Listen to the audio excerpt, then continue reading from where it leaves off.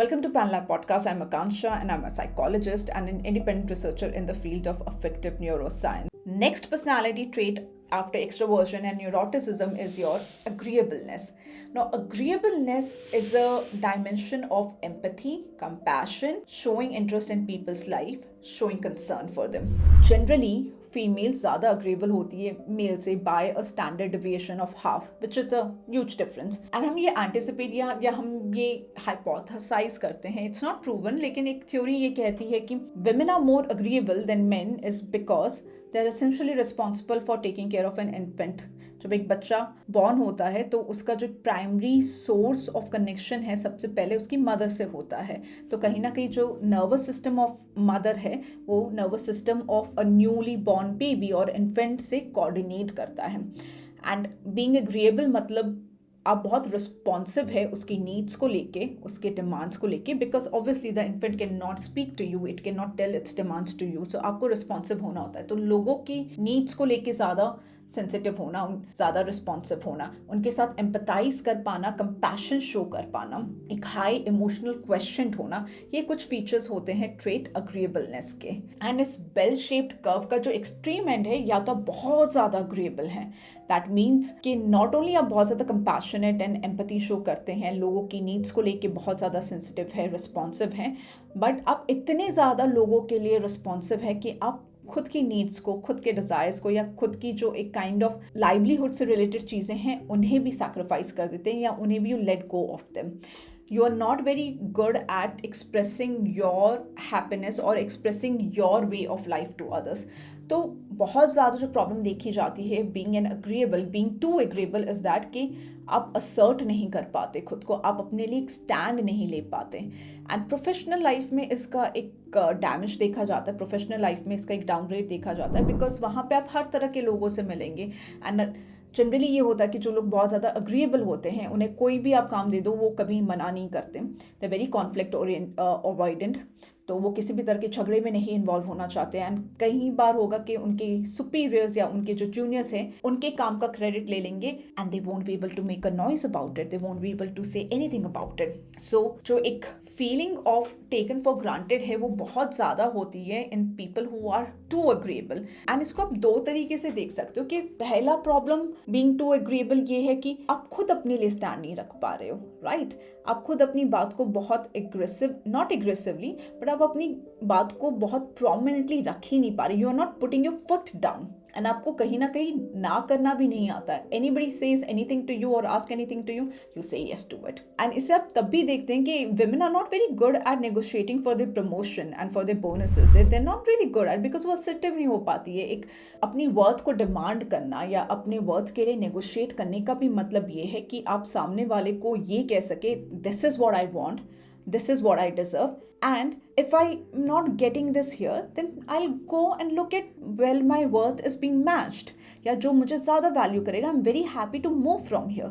So इस तरह की assertiveness को दिखाना वो मुश्किल होता है for some women in their professional life because of this trait call agreeableness, क्योंकि वो एग्री करने में ज़्यादा जहाँ पे भी वो जाएंगे they going to get into the conversation. वो उस नेगोशिएशन में जाती हैं कि आई वांट अ रेज और आई थिंक कि मैं डिज़र्व करती हूँ कि अब मेरी जो रेज है या जिस तरह का काम मैंने डिस्प्ले किया है उसमें मुझे एक इंक्रीमेंट नज़र आए. And obviously nobody is going to give that you on a plate, right? आपके जो भी बॉस है, सुपीरियर हैं, वो आपको 10 रीज़न गिनाएंगे कि क्यों नहीं हो सकता, company is not doing well, या यू नो व्हाट, थोड़े दिन और वेट कर लो, कुछ महीने और वेट करो, फिर हम ये डिस्कशन करेंगे. And I think right now is not the time for having this discussion. So वो they are going to come up with these kind of reasons. And being agreeable what happen is that आप उन reasons को लेके अपनी बात या अपना मन मार के रह जाते हो. I like okay, you seem to be very understanding. आप बहुत, एंड ये चीज़ें क्वालिटी हैं. Being understanding, being able to empathise, लोगों की सिचुएशन को समझ पाना, ये आपको एक बहुत अच्छा टीम प्लेयर भी बनाता है.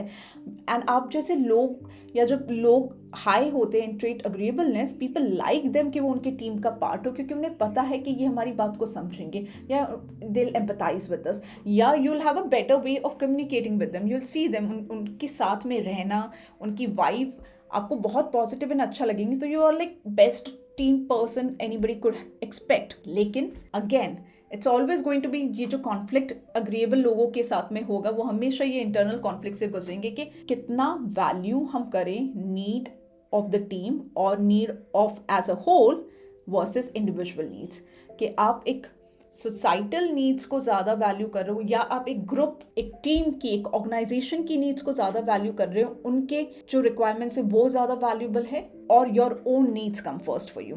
सो ये कॉन्फ्लिक्ट से वो हमेशा गुजरते हैं। एंड बीइंग टू एग्रीएबल, या आप एक अग्रीएबलनेस के ट्रेट पे अगर हाई रेट कर रहे हैं तो आप हर बार अपनी टीम को पहले रखेंगे, अपनी ऑर्गेनाइजेशन को पहले रखेंगे, एंड प्रोबेबली आपकी प्रॉब्लम्स, आपकी नीड्स या आपकी जो भी डिमांड्स है उन्हें आप साइड लाइन कर देंगे, उन्हें आप इग्नोर कर देंगे। उसका सबसे खामियाजा ये आपको भुगतना पड़ता है कि just because you are not able to stand up for yourself doesn't mean you don't notice and you don't feel bad about the fact that you are being taken for granted. So वो चीज़ें जो बहुत unjustly unfair, वो सारी चीज़ें जो उनके साथ बहुत unfairly होती है, when you know उनका क्रेडिट किसी और ने ले लिया या टीम में सबसे ज़्यादा काम उन्होंने किया लेकिन फिर भी अपलॉज सब में बराबर का बांटा गया, या उन्होंने ऑर्गेनाइजेशन की नीड्स को पहले समझा and as a result somebody else got promotion and they didn't, or they couldn't negotiate a better package for themselves, and जबकि उन्हें ये लगता था कि वो equally deserving थे लेकिन वो negotiate नहीं कर पाए। तो ये सारे जो unfair moments होते हैं, and ये सिर्फ प्रोफेशनल लाइफ तक ही नहीं सीमित रहते, ये आपको आपकी पर्सनल लाइफ में भी देखेंगे, अपने बच्चों के साथ आप देख पाएंगे, अपने पार्टनर के साथ में आप देख पाएंगे, अपने इन लॉज के साथ में ये देख पाएंगे कि हर बार ये होगा कि आप बहुत थके हारे जॉब से या अपने काम से घर वापस आए, या आज आपकी तबीयत बिल्कुल अच्छी नहीं है लेकिन आपके इन लॉज ने ये कह दिया कि हमारे घर पे मेहमान आने वाले हैं, so you'll have to cook और you'll have to prepare to entertain them. And even though आप अपनी बात रखने की कोशिश करेंगे कि I am not feeling good today, या मेरी आज तबीयत सही नहीं लग रही, या आज मैं बहुत थक गई हूँ या थक गया हूँ, पर आपको ये लगेगा कि क्योंकि आप इतने सॉफ्ट रहे हैं, आप इतने पुश ओवर सॉर्ट ऑफ रहे हैं कि कहीं ना कहीं लोग भी उस चीज़ को वो ग्रांटेड ले लेते हैं। पहली बात वो कंसिडर ही नहीं करते, एंड दूसरी चीज़ ये होती है कि जब आप बहुत पोलाइटली इस बात को या अपने नेचर में इस बात को रखते भी हैं तो उसे अनसुना कर दिया जाता है या उस पर रिएक्ट नहीं किया जाता, लाइक कोई बात नहीं, थोड़ा रेस्ट कर लो, उसके बाद कर लेना। And you don't know how to be assertive. आप तब वो स्टैंड नहीं ले पाते जहाँ पे आप अपना फुट डाउन करके बोल सके कि नहीं,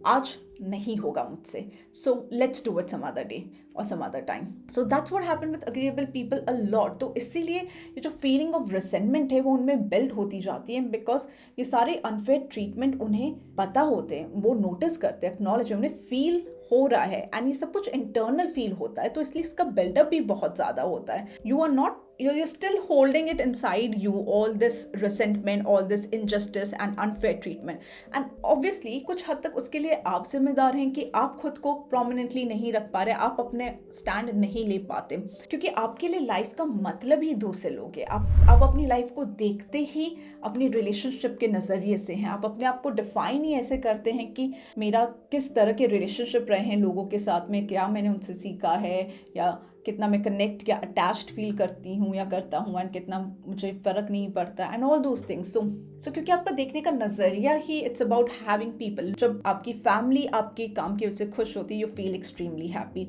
इवन दो आपकी तबीयत ठीक नहीं है बट आप खाना पका रहे हैं सबके लिए, या आप मेहमानों को एंटरटेन कर रहे हैं, and when they go happy और they appreciate you for it, you feel so good about it. मतलब आप अपने पेन को, अपनी बीमारी को या अपनी ज़रूरतों को भूल जाते हैं ये देख के कि दूसरे लोग कितने खुश हैं, या दूसरे लोग को अच्छा लगा, या you were able to help them और you were able to make them happy.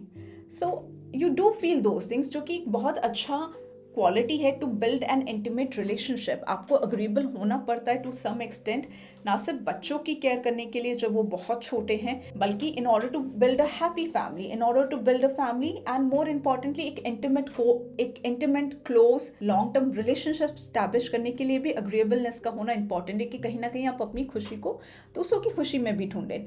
लेकिन अगर वो इस कॉस्ट के साथ में आ रहा है कि आपका जो इंटरनल सोल है वो हर बार सफ़र कर रहा है, या आपका जो एक स्पिरिट है वो खत्म होता जा रहा है, आपकी जो एक सोल हैप्पीनेस है वो खत्म होती जा रही है, या आपका खुद का एक वजूद खत्म होता जा रहा है, तो वहां पे भी प्रॉब्लम आती है। तो again what we are trying to say is that कि हर ट्रेट के अपने बेनिफिट्स हैं एंड उसके अपने नुकसान हैं, एंड आपको अपने आप को नेविगेट करना होता है कि आप कहाँ लाई कर रहे हैं इस पूरे स्पेक्ट्रम पे या इस पूरे बेल शेप कर्व पे। अगर आप एक्सट्रीम एंड ऑफ किसी भी ट्रेट में हैं तो दैट मीन्स आपको डिसएडवांटेजेस ज़्यादा फेस होंगे।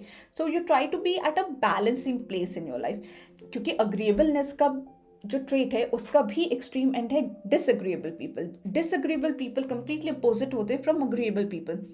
दे हाईली कॉम्पिटिटिव, वो बहुत एम्बिशियस होते हैं, वो अपनी नीड्स को, अपनी ज़रूरतों को ज़्यादा वैल्यू करते हैं over the need of others और over the need of the group. So these are the kind of people जिनको कट थ्रोट कॉम्पिटिशन में आना पसंद है, जिन्हें शायद ये मैटर नहीं करेगा कि उनकी टीम कैसे परफॉर्म कर रही है, लेकिन वो सबको आउट परफॉर्म करना चाहेंगे। तो उनका जो ओरिएंटेशन है एंड उनका जो एक देखने का नज़रिया है दुनिया को, वो as a place of a game है। उनके लिए the world is not a place of people, for them the world is a place जहाँ पे आप कितना प्रोग्रेस कर सकते हो individually, how wealthy you can be, how successful you can be, how competitively आप अपनी वर्थ को एक्सप्रेस कर पाओ, इस्टेब्लिश कर पाओ, दैट इज़ द प्लेस। तो उनके लिए world is a place of competition, so वो compete करेंगे, इसलिए उनके बहुत ज़्यादा डिसएग्रीमेंट होंगे। They not easy to please people. Not to say इसका मतलब ये नहीं है कि वो एम्पथाइज नहीं कर सकते हैं, उनमें कंपैशन नहीं है, और दे आर नॉट काइंड, या वो इंटीमेट रिलेशनशिप नहीं इस्टेब्लिश कर पाते। नहीं, obviously they can do all these things, लेकिन जो उनका डोमिनेंट ट्रेट है, जो उनका मेजर ट्रेट है, यानी जब भी बात एक ऐसे पॉइंट पे आएगी जहाँ पे उन्हें खुद को या दूसरे इंसान को चूज करना है, या फिर खुद को या एक ग्रुप को चूज करने में से एक को चूज करना है, तो they will choose themselves first. So you could say कि they are little self centered, they are little cold in their behaviour. Emotions उन्हें समझ में आते हैं टू सम एक्सटेंट, वो कुछ लोगों के लिए बहुत ज़्यादा इमोशनल भी हैं, लेकिन it's not very easy, it's not very natural to them, तो वो बहुत ज़्यादा एम्पैथी नहीं फील करते naturally, which is also fine, क्योंकि कहीं ना कहीं टू मच ऑफ एम्पैथी आपके लिए पैरालाइजिंग हो सकती है, आपके लिए डिसएडवांटेज हो सकती है। अगर आप कोई एक्सीडेंट विटनेस करते हैं एंड उस एक्सीडेंट को देखने से अगर आप देख रहे हैं कि वो इंसान पूरी तरह से चोटिल है और उसका खून बह रहा है, एंड ये देख के आप बिल्कुल कंप्लीटली लाइक नम हो जाते हैं, यू गेट सो एम्पथाइजिंग कि आप खुद उसके पेन को इतना फील करने लगते हैं कि यू बिकम यूजलेस। वहीं पे उसे देख के, उस चीज़ को विटनेस करके इतनी एम्पैथी होना कि यू कैन फील कि yes the person in pen, I should be doing something, I should be helping them out, that is a better वे। तो आप बहुत ज़्यादा एम्पैथी नहीं शो कर सकते। अगर आप बहुत ज़्यादा एम्पैथेटिक है तो वो आपके फेवर में काम नहीं करता, क्योंकि you just turn out to be useless. आपका ये ओवर सेंसिटिविटी आपको यूजलेस कर देता है। So disagreeable people are generally not very empathetic, वो लोगों के इमोशंस को उतने अच्छे से प्रोसेस नहीं कर पाते, ना ही वो समझ पाते हैं, वो उनका नेचुरल वायरिंग है। So there is nothing to say कि ये चीज़ सही है, गलत है, या ये अच्छा है, ये बेटर है, एक चीज़ बेटर है दूसरा, ऐसा इट्स नॉट अबाउट दैट। उनका नेचुरल वायरिंग ऐसा है कि understanding somebody's emotion is not their forte, वो उनका स्ट्रेंथ नहीं है। सो दैट इज, ये दूसरा एक्सट्रीम एंड है आपका न्यूरोटिक अग्रीएबलनेस का, डिसएग्रीएबलनेस। Competitive, cold, a little more individualistic in your approach, not collectivist in your approach. So they're very assertive. So disadvantage disagreeable का ये होता है कि आप हायरार्की ऑफ सक्सेस पे या कॉम्पिटेंस पे क्लाइम अप तो कर पाते हैं, लेकिन जब आप वो क्लाइम अप बहुत ज़्यादा करते हैं एंड अपने रिश्तों को अच्छे से मेंटेन नहीं कर पा रहे हैं, आप अपने रिश्तों में वो कंपैशन को एंड वो इंटीमेसी को नहीं ला पाते हैं, because you always put yourself first, always, all the time, then it doesn't work in your favour. आप टॉप ऑफ द हायरार्की पे पहुंच जाएंगे, लेकिन वो टॉप पे जाके आप इतने अकेले, इतने लोनली होंगे that you won't even find it useful. आप you have got all the money and all the wealth in the world, लेकिन अगर आपके पास में कोई है नहीं जिसके साथ में वो वेल्थ को, उस खुशी को आप शेयर कर सकें, तो ये बहुत ज़्यादा अनवर्दी लगता है लोगों को। It just become a very lonely journey for them. So highly disagreeable people के साथ में भी ये होता है कि उनकी जर्नी बहुत ज़्यादा लोनली हो जाती है, क्योंकि वो अपने रिश्ते मेंटेन नहीं कर पाते उस तरीके से, इवन तो वो चाहते हैं मेंटेन करना, लेकिन उनका ये जो नेचर है, उनका जो ये प्रोमिनेंट फीचर ऑफ उनका नेचर है कि वो अपने आप को उस लिमिट तक नहीं पुश कर सकते जहाँ पे वो आपकी ज़्यादा केयर करें। अगर उनको उससे नुकसान हो रहा है या उनकी केयर उससे कम हो रही है, वो they will going to take care of themselves first, then they going to think about you and not otherwise. And जबकि रिलेशनशिप्स में या किसी भी तरह का रिश्ता जो आप निभाते हो, चाहे वो पेरेंट्स के साथ हो, बच्चों के साथ हो, सिबलिंग्स के साथ हो, दोस्तों के साथ हो, पार्टनर के साथ हो, कलीग्स के साथ हो, कहीं पे भी हो, वहाँ पे आप हर बार आप खुद को आगे नहीं रख पाएंगे। आपको कहीं ना कहीं जजमेंट लेना पड़ता है कि where the need of the other person requires more attention of yours. Maybe they are in more pain, maybe they require more. Like कई बार होगा कि जो लोग बहुत ज़्यादा disagreeable होते हैं, अगर उनकी फैमिली में कोई बीमार पड़ जाए, they do not know how to take care of that. और अगर उनको उनकी बहुत लंबे टाइम तक अगर केयर करनी पड़ रही है तो उन्हें बहुत फ्रस्ट्रेटिंग लगेगा। हो सकता है वो उस इंसान को छोड़ they just because of this reason, या वो बाहर से कोई हेल्प अप्लॉय कर लेगा, नर्स रख लिए, या you get the help from the outside. But खुद करना उनके लिए it's like too much for others. They won't be able to do that. They won't be able to show that sort of commitment to someone. So again, ये agreeableness जो trait है उसके दो extreme end है, being too agreeable and being too disagreeable, जो आपको anti social बना सकता है, and being too agreeable आपको बहुत ज़्यादा push over resentful बना सकता है because nobody cares for you then. Again, repeating the whole thought कि आप इस कर्व पे कहाँ लाई करते हैं उस पर डिपेंड करता है कि कितना वेल पुट पर्सनैलिटी है आपकी। आपकी कोशिश होनी चाहिए कि एक बैलेंसिंग हो। You are agreeable, you do have empathy and compassion and concern for others, but at times you will put forward your needs also, and this is what we do in assertiveness training. And वहीं पे I don't not know disagreeable लोगों के लिए compassion training होती है या you can teach how to be compassionate to people, I don't know, but ये generally ये जो सारी ट्रेट्स हैं ये बहुत स्टेबल रहती हैं, बचपन में ही आपको देखने को लगेगी, लेकिन आपके एक्सपीरियंसेस इनको शेप करेंगे, आपके इंटरेक्शन विद अदर पीपल्स इसको शेप करेंगे, किस तरह की लर्निंग्स आप अपनी लाइफ में ले रहे हैं, उन सब चीज़ों से आपकी ट्रेट्स शेप होती है। तो ओवर द टाइम पीरियड आप चेंज हो जाते हैं। You were too agreeable but now you have learn to be more assertive, so you can learn, you do learn those things, and it's important also to learn, because otherwise how are you going to manage yourself in different situations life की एक जैसी तो नहीं होती, और ना ही आप एक ही तरह के लोगों से मिलते हो, तो आपको नेविगेट करना आना चाहिए अलग सिचुएशंस एंड अलग लोगों के साथ में। इसलिए ज़रूरी होता है कि अगर आप बहुत ज़्यादा इंट्रोवर्ट है तो आप कोशिश करें कि आप लोगों के साथ इंटरेक्शन को बेटर करें। You try to be a little bit extrovert also. आप बहुत एक्सट्रोवर्ट है then you learn how to be quiet at times and take a step back and let the other person take the centre stage. अगर आप बहुत agreeable है तो आप थोड़ा असर्टिव होने की कोशिश करें, या असर्टिव कैसे होना है ये सीखें। आप बहुत डिसएग्रीएबल है तो कहीं ना कहीं आपको सीखना होगा how to be with other people, because humans are social animal. You should know how to be other people. Otherwise आप एक बहुत ही आइसोलेटेड एंड अकेले पड़ जाते हो, क्योंकि हर कोई आपसे काइंड ऑफ दूर भागता है। हर कोई को लगता है कि आप बहुत ज़्यादा खड़ूस हैं, बहुत रूड हैं, and they do not want to interact with you, which is going to make your life really difficult. And trust me, ज़िंदगी बहुत लंबी होती है, तो जितना आप अच्छे से उसको मेंटेन कर पा रहे हो, जितने अच्छे रिश्ते मेंटेन कर पा रहे हो, उतना आपके लिए ज़रूरी है, वरना इतनी लंबी लाइफ अकेले काटना मुश्किल हो जाता है। Thank you so much for listening to FanLab podcast. If you're liking the channel, please do subscribe, like the video and share if you can.